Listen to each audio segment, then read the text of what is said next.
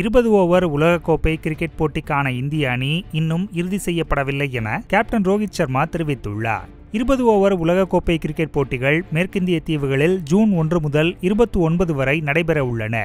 இதற்கான இந்திய அணியில் இடம்பெறும் வீரர்களின் தேர்வு பற்றி பேசிய அணித்தலைவர் ரோஹித் சர்மா, ஒரு சில வீரர்களை தான் மனத்தில் வைத்திருப்பதாகவும் அவர்களுக்கு அந்த போட்டியில் பங்கேற்க வாய்ப்பு கிடைக்கும் என்றும் தெரிவித்துள்ளார். மேற்கிந்திய தீவின் சூழல், வீரர்களின் திறமை ஆகியவற்றை மனதில் கொண்டு எத்தகைய அணியை தேர்வு செய்ய வேண்டும் என்பது குறித்து தானும் தேர்வுக்குழு தலைவர் ராகுல் டிராவிட்டும் தெளிவான பார்வையை கொண்டிருப்பதாகவும் ரோஹித் சர்மா குறிப்பிட்டார். ஒவ்வொருவரையும் மகிழ்விக்க முடியாது என்றும், அதனால் அணியின் தேவை என்ன என்பதிலேயே கவனம் செலுத்தப்படும் என்றும் ரோஹித் சர்மா தெரிவித்தார்.